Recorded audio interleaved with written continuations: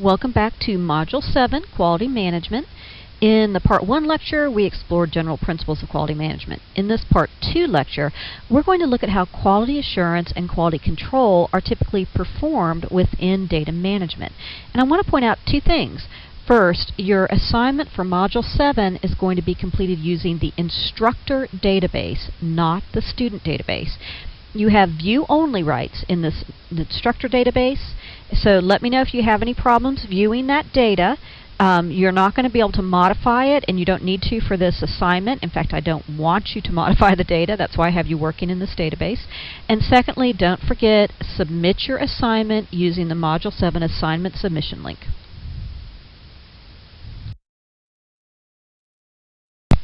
So we've got a lot of topics listed in this overview. We're going to look very briefly at quality assurance, and then we're going to go a little deeper into quality control, and particularly quality control for data management. We're going to look at quality control for paper-based systems and for EDC systems. We're going to come back and talk once again about the characteristics of data quality. You can't talk about that enough. And I want to look at a little mock 001 key variable list that I came up with, and also talk to you about the use of a quality control plan. And then we're going to talk specifically about your assignment.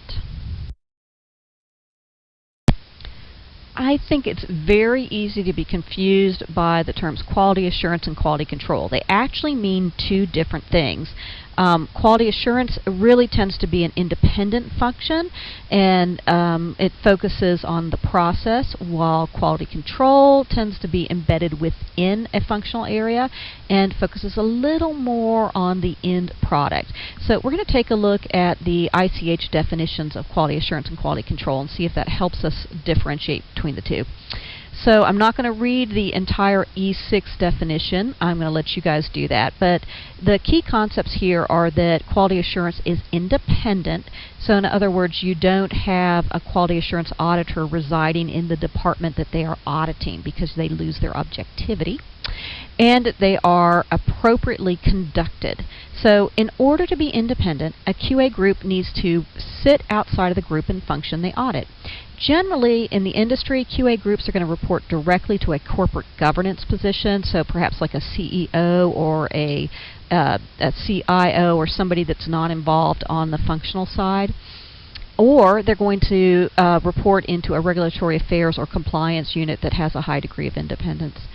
QA typically performs routine audits on clinical sites, databases, clinical reports, the trial master file, and the data management study file. QA in general looks to see if that end product is correct, true, but really what they're focusing on is, did you follow your SOPs and procedures, and were those procedures adequate? Because if they aren't adequate, if they're not going to produce a good product, then they're essentially not worth following. So QA looks to make sure the procedures were followed and that the procedures were good. So what is quality control and how is it different from quality assurance? ICH E6 defines quality control as periodic operational checks within each functional department that verify that the data are generated, collected, handled, and analyzed, and reported according to protocol, SOPs, and GCPs. So the key concept here is that the QC checks are performed by or within the functional area that did the work. That's different from QA, where the auditors had to be independent of the functional area. And again, they are looking at the clinical data and at the end product of that data. So they're confirming that the data is correct, and they are focused a little less on ensuring that the process itself is adequate. In data management, we tend to focus on quality control of the data entry and query resolution processes. The emphasis is on ensuring that the key variable data collected for every patient is correct. And this goes back to our definition of quality data as being data that is fit for the purpose of analysis. So the focus is on key variables, that's good, but we also want to know if our overall process for handling the data worked. So we tend to take a look at non-key or non-critical data for a randomly selected sample of patients. And as always, we're going to document our QC process in a formal plan, and we want that plan in place before we begin QC. So just like all of the other plans, the DMP, the data entry plan, the data review plan, you have your plan in place before you begin. If you need to modify it, that's fine, but you want to go in with a sense of your scope. This QC plan simply states what data is going to be QC'd, how the QC will be performed, and how we'll evaluate the accuracy of the data or the error rate. What that acceptable error rate is going to be, and what we'll do if that error rate is exceeded. Many companies also create a QC checklist that they base on that plan, a checklist of activities they're going to perform for the QC. After performing the quality control checks, we end by producing a QC report that documents the findings and the error rate. All of this documentation gets archived in the data management study file.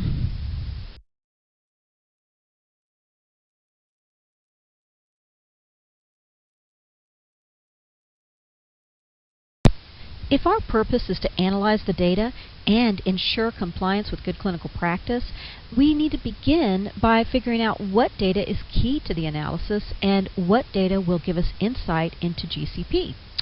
We do this by looking at the protocol and the analysis plan, and we can use those to identify the primary and secondary outcome measures. Then we look at additional data that can provide insight into good clinical practice compliance. For our mock 001 study, we can look at the primary and secondary outcome measures in the protocol, which are pregnancy and bleeding or spotting. Next, we add the data that provides additional insight into safety and efficacy, as well as GCP compliance. This is going to include your common identifiers. You have to know who the patient is. That deals with randomization. Informed consent. They have to have consented. Were they following inclusion-exclusion criteria? Did they comply with the dosing schedule? Were there adverse events? Were there concomitant medications or other deviations that could impact the data or the compliance with GCP? After you've completed your quality control checks according to your quality control plan, you need to document the results. Typically this is done in a quality control report or audit report. I've created a very simple quality control report template for CLR Mock 001. You can find this template document in the data management study file, and I've also posted a link to the file in the Module 7 content folder. You're going to need to use this template to do your assignment. I want you to record your findings from the Module 7 assignment in the template. Remember, you might need to modify the table to make it work, so don't just assume that you can add rows, you can add columns, you can do what you need to do. Once you have recorded your findings, you're going to need to submit that report to me using that report document using the Module 7 assignment submission link. Ask me if you don't know how. I want to go over the assignment one more time. You need to review all the contents of Module 7. Watch the videos, read all the documents I've asked you to read. Also, you have some assigned reading in Practica. I'm not having you read entire chapters, but I've included several sections that I think you need to look at again. And I want you to read through the entire Mock 001 quality control plan that I've posted. I've also included, as I did for other modules, written and video instructions. You're going to need to review these before you try to do the work. And once you have executed the quality control checks I've assigned to you, identify the discrepancies or findings and place them in the quality control report template. Modify the table if you need to. You might need to add rows or lines, and then submit the whole thing using the Module 7 assignment submission link. Good luck!